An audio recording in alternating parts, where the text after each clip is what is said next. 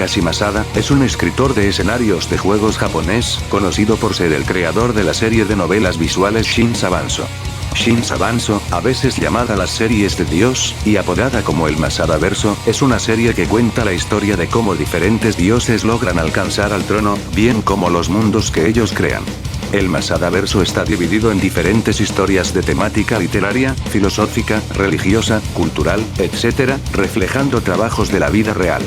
En este vídeo hablaré sobre la cosmología de esta franquicia, así como algunas otras cosas para entenderla a fondo.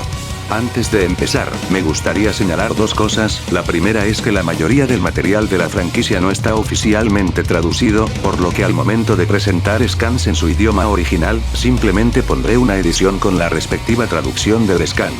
Y segundo, además de las novelas, tomaré en cuenta las guías de estas, todas escritas por Masada, que contienen detalles de la historia, conceptos, personajes, una sección de preguntas y respuestas, etc. También tomaré en cuenta las informaciones que se muestran en la AtWiki, una wiki que el propio Masada hace parte, y donde sus asistentes comparten informaciones de sus trabajos. Dicho todo esto, empecemos.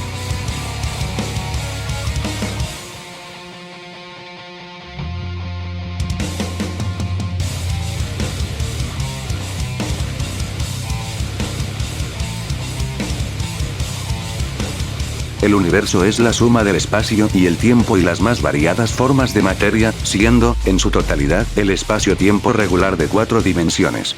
En las series de Dios, el universo mismo es como un organismo viviente, mientras que nosotros, los seres vivos, somos sus células. De acuerdo al volumen 3 de Avesta of Black and White, el cosmos/universo es infinito en tamaño, conteniendo por ende una cantidad infinita de materia, siendo esto algo que también se afirma en 10 y D. Por lo tanto, la diferencia entre los universos regulares de Shin Sabanso y nuestro universo, es que los de Shinsa tienen un tamaño infinito.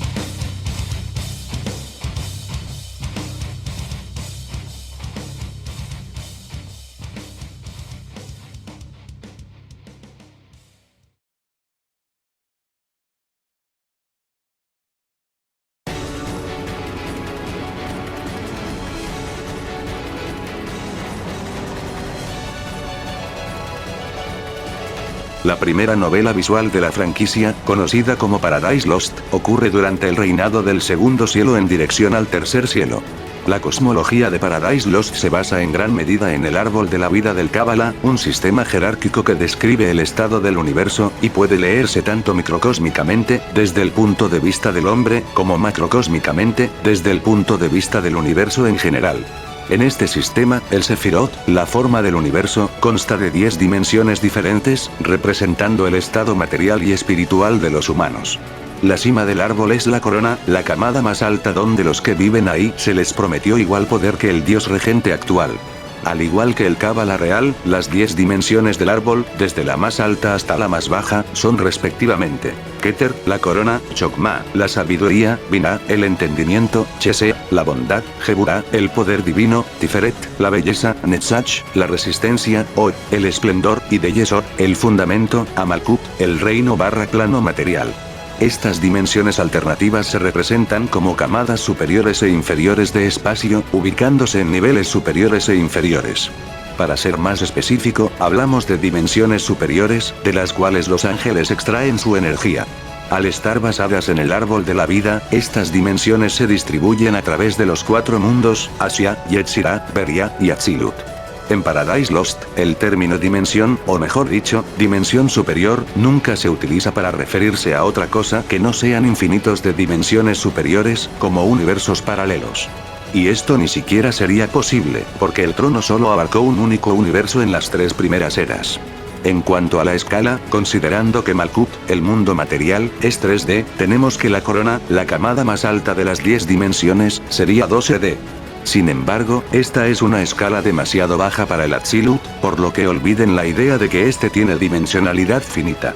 Acerca de la teosofía cabalística, Takashi Masada incorpora en sus obras elementos específicos de esta área. Resulta que desde esta perspectiva, Dios, que en Shin Sabanso sería quien está sentado en el trono, es visto como un ser de dimensión infinita, donde la emanación, es decir, las 10 dimensiones, es entendida principalmente como una esencia de infinitas dimensiones espaciales en expansión, que son inalcanzables entre sí. Esta expansión de dimensiones infinitas se mostrará más adelante, pero la cuestión es que las 10 dimensiones no limitan la dimensionalidad de los dioses a una escala finita. El elemento capaz de interferir en estas dimensiones se conoce como la quinta esencia, el quinto elemento. Es un elemento superior que controla la energía espiritual, permitiendo al usuario incluso alcanzar el dios del trono, que se encuentra en la corona, interfiriendo precisamente con estas dimensiones superiores que conectan al Keter. El árbol del Sefirot es un camino hacia el asiento trono, donde se encuentra el dios del Taiji, algo que el mismo Masada aclara en una entrevista. Por lo tanto, para determinar la escala de poder del Keter, será necesario fijarse en las siguientes secciones de la cosmología.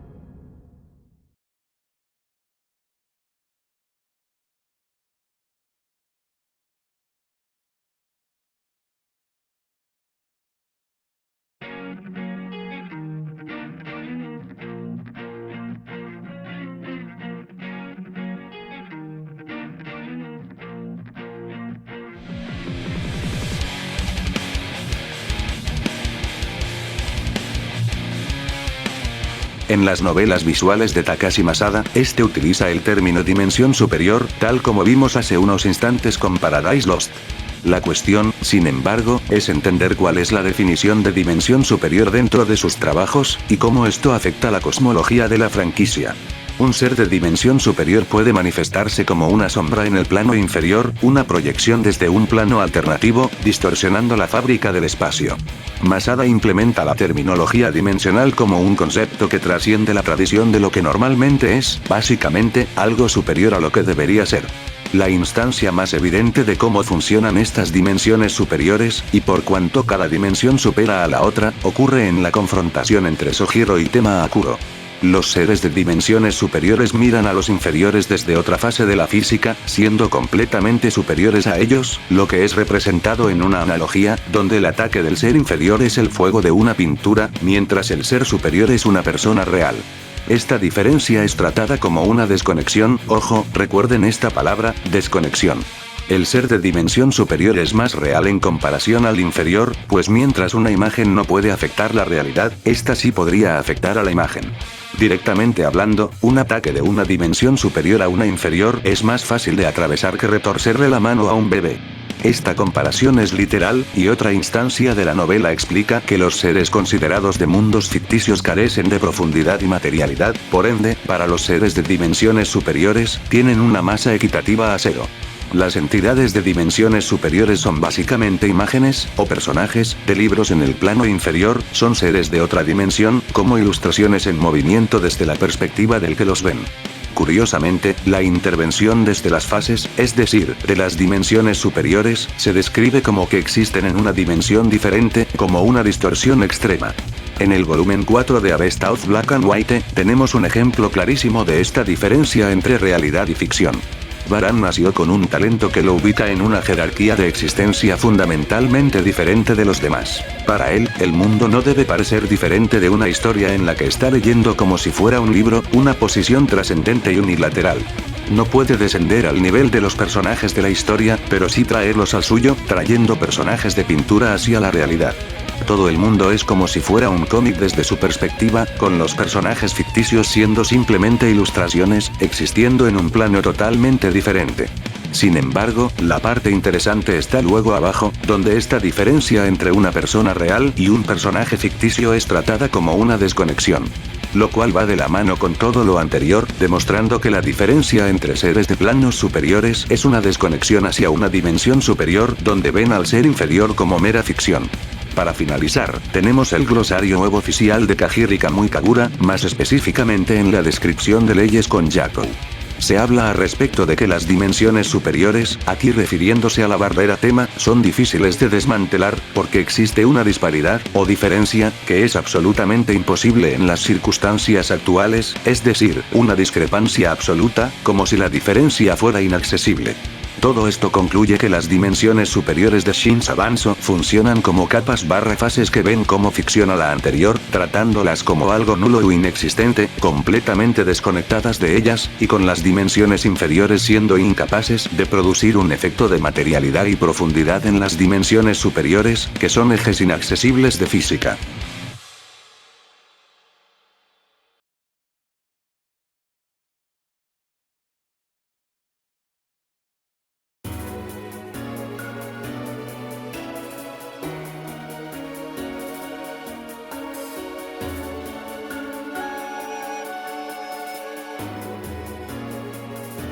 El multiverso siempre fue oficial en Shin's Avanzo, sin embargo, también es motivo de confusión por los fans, gracias al principal material de la franquicia, 10D. Lo que ocurre es que determinadas instancias de la novela utilizan la palabra universo y multiverso como una mala traducción, donde se traduce multiverso en vez de universo, y viceversa. En un contexto cosmológico, durante la mayor parte de la novela, solo se menciona la existencia de un cosmos o universo, con la excepción donde Mercurius activa su habilidad Aurea Mediocritas, en el que la palabra multiverso es utilizada. Esto podría explicarse de dos formas, la primera siendo el hecho de que usan el término cosmos o universo como sinónimo de multiverso, y la segunda con la ya mencionada mala traducción. En particular, cuando Mercurius utiliza otra de sus habilidades, Omnia Ferta Etas, se le describe en la traducción oficial como una supresión de fenómenos contradictorios a escala universal. Sin embargo, fijándose en la versión original del juego, se puede notar que en la descripción de dicha técnica, el kanji utilizado es el mismo que se traduce para multiverso, lo que es lógico, pues dicha técnica de Mercurius consiste en crear una contradicción temporal colisionando universos paralelos. En 10D Panteón, ya sea en el mismo juego, o en el sitio web oficial, el kanji también aparece para describir el reinado de Mercurius en el trono. En la descripción de Mercurius en Kajiri Kamui Kagura es donde se explica a detalle el por qué existe un multiverso durante su reinado. Originalmente, la creación en Shin's Avanzo consistía de un solo tiempo y un solo universo, hasta que Mercurius destruyó y reescribió el mecanismo del trono. Con esto, obtuvo un dominio superior a las 3 generaciones anteriores, gracias a la inclusión del pasado, el presente y el futuro, y la incautación simultánea de una multitud de universos paralelos, ampliando su dominio sobre el multitiempo, el multiverso, y todos los territorios existentes. Hasta en la misma novela de 10D, hay una mención sobre la existencia de líneas temporales en el plural, respaldando lo anterior. Hasta aquí ya es evidente que la creación en Shin's Avanzo se trata de un multiverso, la cuestión ahora es establecer cuántos universos tiene este multiverso. La verdad, hay múltiples evidencias que demuestran que el multiverso tiene infinitos universos, son tantas que vale la pena señalar. Para empezar, el mandala de Rajun, el cual preside toda la creación, abarca y se constituye de los infinitos universos paralelos que existen desde el reinado de Mercurius, una información que la misma wiki menciona en la descripción de ambas generaciones. La wiki también habla al respecto de cómo un número infinito de muertes ocurre en un número infinito de universos paralelos. El creador, Takashi Masada, le responde a un fanático vía Twitter sobre la duración del reinado de Mercurius, explicando que su imagen en el trono cubre todo el universo, siendo así infinitamente enorme, y con su legión incluyendo los infinitos universos paralelos existentes. Según la descripción oficial del multiverso, el acto de regresar en el tiempo equivale a agregar otro universo más. Como resultado, debido a que Mercurius reseteó el mundo infinitas veces, existen infinitos universos. Dicha descripción también explica que los universos divergen a través de decisiones, es decir, están basados en el concepto cuántico de posibilidades, la teoría de los muchos mundos. Esto concluye en que el multiverso tiene infinitos universos, los cuales se ramifican infinitamente a través de decisiones y cambios temporales, por ende, un multiverso cuántico. A continuación, hablemos sobre el multiverso con tener infinitos conceptos. Esta afirmación, por parte de la narración de 10D, habla sobre cómo el multiverso se constituye de infinitos conceptos en el mundo de la eterna recurrencia, con el conocimiento de Mercurius existiendo más allá de esto. Sin embargo, resulta ser una mala traducción, con el contexto original refiriéndose a que el conocimiento de Mercurius se repite eternamente gracias a su ley, sin mencionar nada acerca de infinitos conceptos. Todavía, algunas otras informaciones de la serie sí prueban la existencia de infinitos conceptos. Empezando por la mención de Yakoru hablando de un número casi infinito de leyes, las cuales son conceptos / colores, con la wiki respaldando esta idea al hablar de infinitas leyes menores, que conforman la física de la creación. En particular, la creación misma se describe como un mandala, y en el volumen 4 de Avesta, se menciona que este mandala contiene todas las dualidades del universo, con colores / conceptos que parecen infinitos en cantidad, dentro del mundo del dualismo. Por ende, esto también significa que al contener infinitos conceptos, se incluye el concepto de espacio y tiempo, que son física, es decir, dimensionalidad. Esto nos lleva al último punto, las dimensiones superiores ya mencionadas con anterioridad. El mundo, creación, o multiverso, contiene fases, que como mostré en la anterior sección, son dimensiones superiores de física.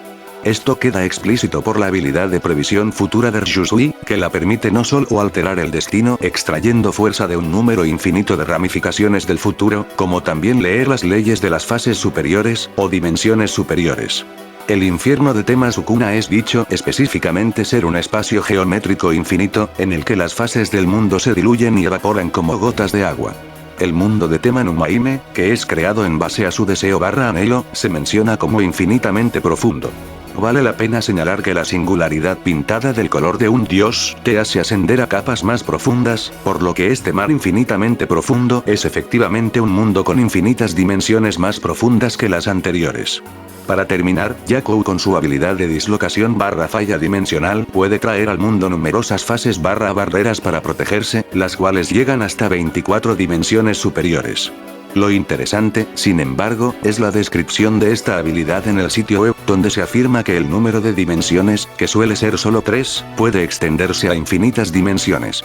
Dado que las barreras de Yakou están hechas de espacio y tiempo, que pueden abarcar estas infinitas dimensiones, esto significa que la creación/multiverso es infinito dimensional, y que las dimensiones espaciales infinitas están necesariamente por debajo de las leyes gobernadas por los dioses, sin importar su escala/concepto, sea simple o complejo, pues gobiernan el concepto de espacio y tiempo. Culminando de esta manera en un multiverso con infinitos universos, infinitos conceptos, e infinitas dimensiones superiores.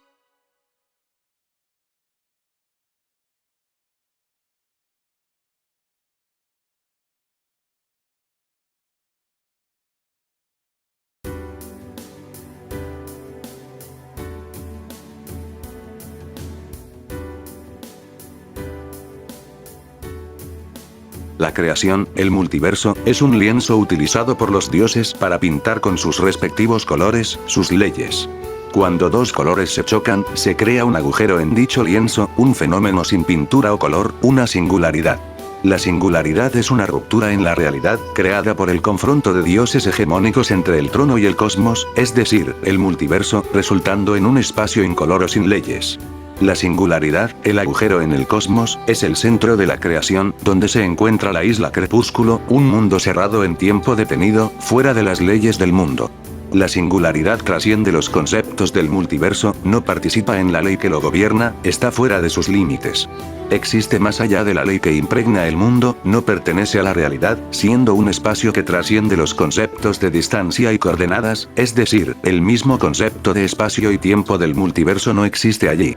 Siendo directo, la singularidad está desconectada de la creación, y como ya lo sabrán para este punto, estar desconectado, en este contexto, significa trascender la dimensionalidad del plano inferior, lo que es consistente con el hecho de que la singularidad está más allá de los conceptos del multiverso, incluyendo el espacio y el tiempo.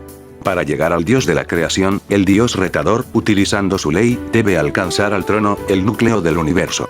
Para ello, necesita hacer un agujero en el mundo. La hegemonía Taikyoku es como el acto de pintar un cuadro con el color de la razón, se pinta un diseño deseado en el lienzo, que corresponde a la ley del dios en cuestión. Esta comparación es tan literal que muchas cosas asociadas al concepto de pintura se aplican de forma natural. Por ejemplo, si se pinta repetidamente en el mismo lugar, la presión del pincel puede provocar un agujero en el lienzo, y dicho agujero, como hemos visto, es la misma singularidad. Resulta que el ser en cuestión desciende, en el sentido local de caer, y en el sentido metafísico de ir más allá. Saltan los muros del mundo y siguen cayendo en medio de la nada. Lo que se encuentra en el límite de esta profundidad no es otra cosa que el trono divino, o trono Taikyoku. La distancia para llegar al fondo varía de acuerdo a la fuerza, o Taikyoku, de la divinidad en cuestión. Cuanto más poderoso es un dios, más profundo se encuentra su trono. De la misma manera, la profundidad de la singularidad varía según la fuerza de la ley de la deidad dominante. Las singularidades generadas por un dios de calidad superior serán inmensamente más profundas que las de calidad inferior, y por lo tanto, no serán atravesadas por el dios con un Taikyoku inferior. Este proceso es el equivalente de seguir cayendo eternamente sin nunca alcanzar al trono, lo que sugiere la existencia de capas dentro de la singularidad, pues no importa la cantidad de agujeros generados, el dios con menor Taikyoku no alcanzará el trono del dios con mayor Taikyoku. El trono de Rajun es el más profundo debido al valor de su Taikyoku, y mientras Yato atravesaba su singularidad, se declara que esta misma poseía camadas, y de igual forma, se requirió hacer un último agujero para atravesarla completamente. Esto respalda la idea de que la singularidad tiene capas, y sobre todo, estas capas trabajan con la idea de dimensión superior de la franquicia, dimensiones desconectadas que son camadas. A continuación, mostraré la descripción de la singularidad dada por la narración en el momento que Yaku la estaba atravesando. Este es el diálogo completo, y esta es su traducción. Para atravesar la singularidad, debes sincronizar tu alma y orientarte hacia una existencia más profunda y poderosa, avanzando cada vez más hacia las profundidades. La singularidad es una oscuridad infinita, un espacio infinito que encarna el concepto de nada barra vacío, siendo comparado a un Taikyoku incoloro, lo que significa que la diferencia entre singularidades más profundas es equivalente a la diferencia entre los valores de Taikyoku. Como tal, el ser en cuestión se sumerge a una existencia más poderosa mientras desciende en la singularidad, y como esta misma es infinita, tenemos un grado de elevación infinita, con la camada más baja estando desconectada del multiverso. La singularidad está tan insanamente desconectada de la creación, que si Dios muere, lo que normalmente causaría la destrucción de toda la existencia, el multiverso no se vería completamente afectado. Con todo esto queda evidente que la singularidad es una jerarquía infinita, donde su capa más baja trasciende el multiverso, o sea, Aleph 1, mientras que su fondo, el último agujero, es Aleph Omega. Y recuerden, esto es solamente la singularidad de un dios con el menor valor de Taikyoku, ya que la singularidad de un dios con mayor valor puede ser incluso más profunda, y por lo tanto, más trascendente. Ahora, me toca responder a una pregunta, la cual es si los dioses trascienden todas las infinitas camadas de la singularidad, o simplemente existen en el fondo de estas, en la camada más alta.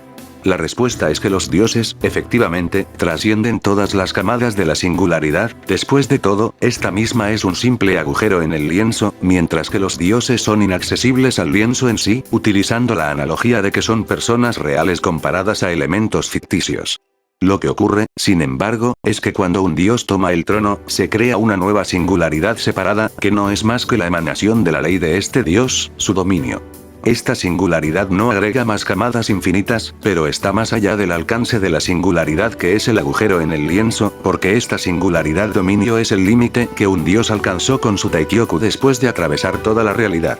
Lo que confirma esto es que el tercer grado de Wicked, Beria, no puede entrar o afectar a la singularidad, es un poder menor e irrelevante para esta tarea, mientras que el Absolute barra Taikyoku de un dios puede pintar sobre ella, en otras palabras, tratarla como un molde, como algo ficticio e irreal. Otra cosa que prueba esto es que una vez que un dios vuelve a pintar una ley sobre el lienzo, está creando nuevas leyes que trascienden las anteriores, el poder hegemónico para hacer de su deseo su realidad. El propio objetivo de reinar es trascender la ley de Mercurius, el Geto barra presciencia, que es la singularidad dominio de donde emana la ley de la eterna recurrencia.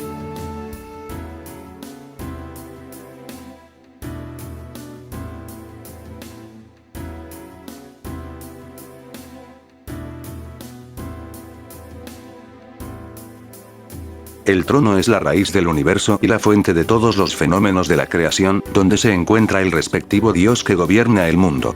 Debido a su naturaleza, el trono se considera un espacio hiperdimensional, resaltando que es diferente a la realidad y comprensión humana.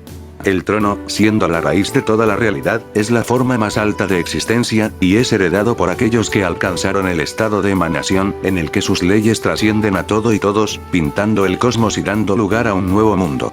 El trono es una forma superior de existencia, un espacio más allá del tiempo, y precisamente, trasciende el tiempo. Para el trono, el tiempo en sí no existe, o mejor dicho, el mismo concepto de tiempo no existe. El trono es lo más importante dentro del universo de las series de Dios, algo que se refleja en el nombre de la franquicia. La palabra Shin hace referencia a un dios, deidad o divinidad, mientras que Sa significa trono. Juntas, estas palabras conforman a Shinsa, que significa trono divino, mientras que Banso significa toda la creación. Por tanto, Shinsa Banso se refiere a la naturaleza del trono como un dispositivo reservado a lo divino, que gobierna toda la creación. Actualmente, existe un total de 7 dioses hegemónicos que han tomado la posesión del trono, y que establecieron sus leyes en algún momento. Mitra, Musan, Nerose Satanael, Mercurius, Marie, Rajun, y Amaterasu.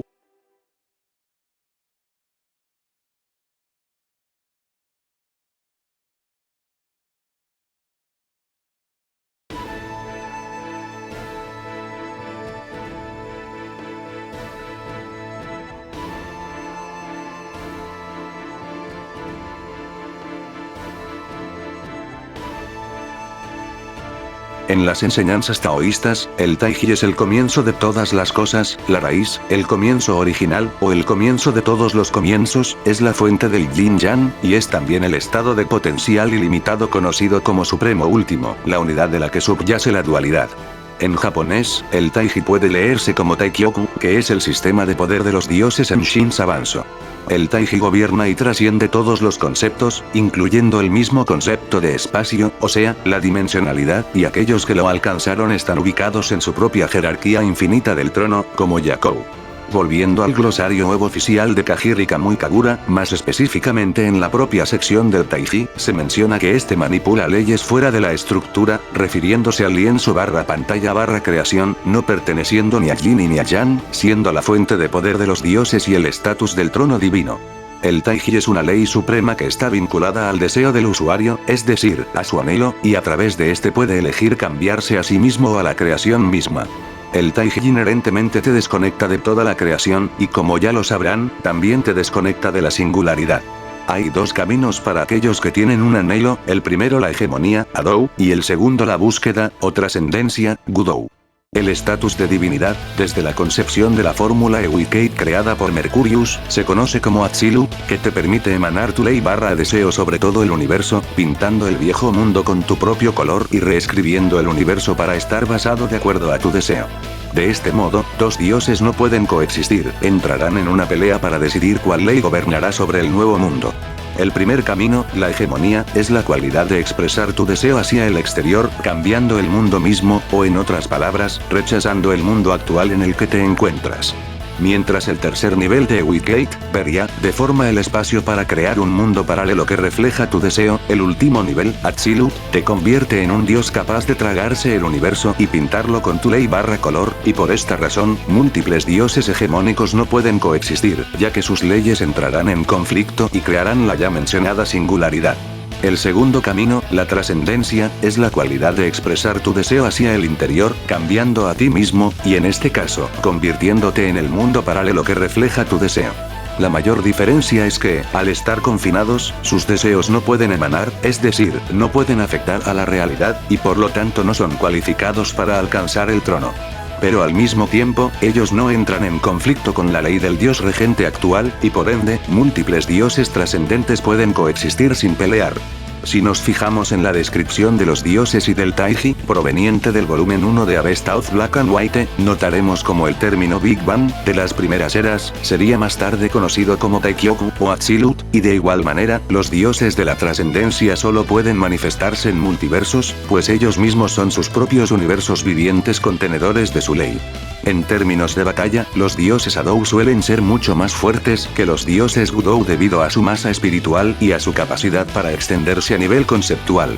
Como los dioses Gudou están centrados internamente, y no manipulan la realidad conceptualmente como lo hacen los dioses Adou, deben establecer contacto físico para luchar con otros dioses, no pudiendo simplemente expresar su ley hacia el exterior para luchar a nivel conceptual. Los dioses Adou son los dioses que se expanden más allá de todos los conceptos y dualidades, inundando la realidad con su ley. El siguiente punto a tratar es sobre los valores de Taikyoku. Como ya lo sabrán, cada dios puede tener un valor de Taiji diferente, representado en un número, y el que tenga un valor mayor siempre será más poderoso. La pregunta es ¿qué tanta diferencia existe entre un dios con mayor Taiji, en comparación a uno con menor Taiji? Como primer ejemplo, Ryusui, quien para ese entonces aún no tenía Taiji, al entrar al mundo Gudou de Yakou, fue comparada a una hormiga. La comparación con una hormiga se puede traducir como algo nulo, irreal, o inexistente. Después de todo, los dioses ven a los humanos como mera ficción. Cuando Ren se enfrentó a Mercurius en la ruta Kei, menciona que este estaba condensado a un estado en el que las hormigas, ojo, hormigas, como él, puedan concebir, ya que su verdadera forma está más allá de su comprensión. Por lo tanto, ser visto como una hormiga aquí, es el equivalente de ser visto como ficción. A su vez, el mismo Yakou, comparado a Rajun, es visto como una hormiga, y esto se debe obviamente a la diferencia de fuerza /Taiji entre ambos. En resumen, la diferencia entre Rajun y Yakou es igual a la diferencia entre Yakou y un humano normal, siendo esto una trascendencia inaccesible. En una entrevista, Takashi Masada declaró que después de que Ren se fusionó con Lotus y se convirtió en Tema Yato, obtuvo poder desde una dimensión superior, en otras palabras, un poder dimensional mayor al que tenía antes.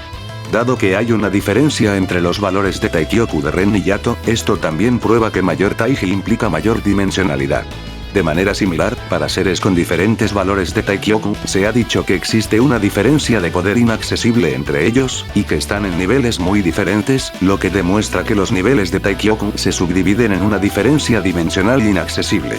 La prueba definitiva e indiscutible de todo lo que acabo de decir se encuentra en la wiki, donde se utiliza la misma explicación de dimensiones superiores con Sojiro y Tema Akuro para describir la diferencia entre los dioses de mayor y menor rango / Taikyoku. En resumen, además de trascender la creación y la singularidad, el Taiji de un dios con mayor valor de igual manera trasciende a un dios con menor valor. Para terminar con esta sección, en la entrevista, Masada explica el ranking de los dioses de sus trabajos, a la vez aclarando los valores de Taiji de algunos de estos. Yato tiene un valor de Taiji igual a 100, Rajun lo supera, ya que su Taiji es imposible de medir, mientras Mercurius tendría un valor de 90.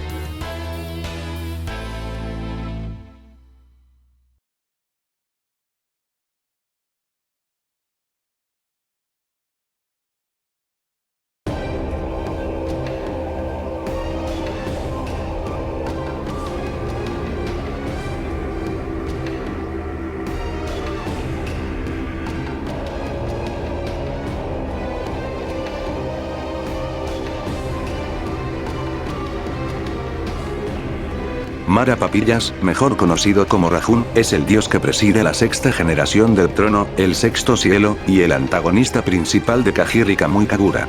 Lo que diferencia a Rajun de los demás dioses de Shin Sabanso, es el valor de Taiji que posee gracias a su tumor. A través de la densidad de su deseo de estar solo, el tumor le otorga a Rajun un valor de Taikyoku que es prácticamente infinito, inconmensurable, o en otras palabras, que es imposible de medirse, al estar siempre en expansión. Ante la vastedad de su valor de Taiji, tanto uno como un billón son igualmente insignificantes. Por esto mismo, Rajun es considerado el dios más poderoso de las series de Dios, un ser absolutamente puro que supera con creces a las demás generaciones del trono, siendo capaz de eliminar a todos los demás dioses con un simple movimiento de su dedo. Un ser completamente contradictorio, un dios Adou de tipo Wudou, con su deseo siendo capaz de destruir a toda la existencia, incluyendo el trono divino.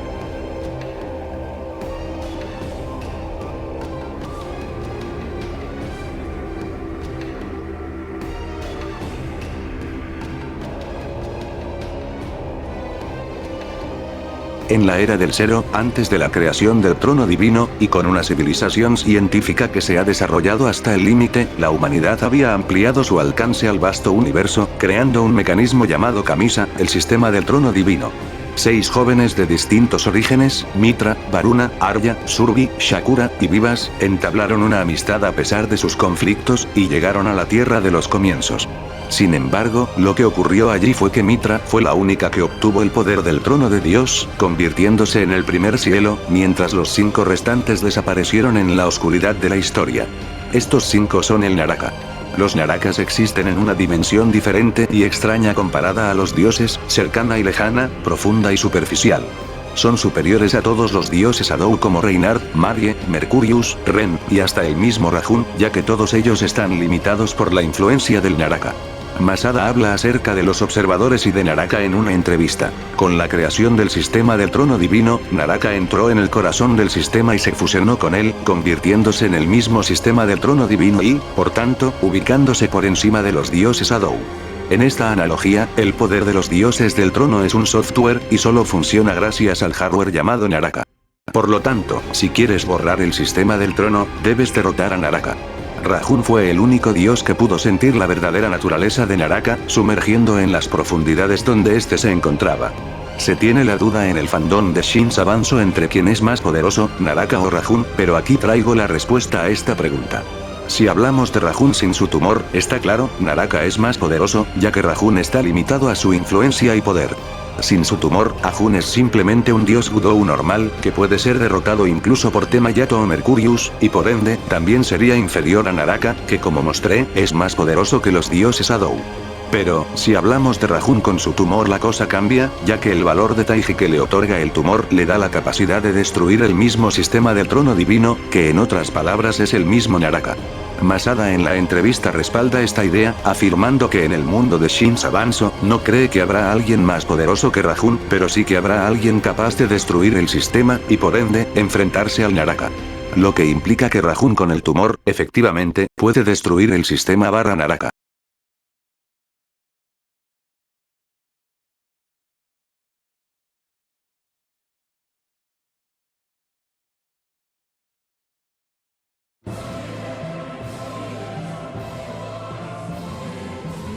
Como pudimos notar durante la explicación, la cosmología de Shin Sabanso depende mayormente de la trascendencia del dios que preside su respectiva generación del trono.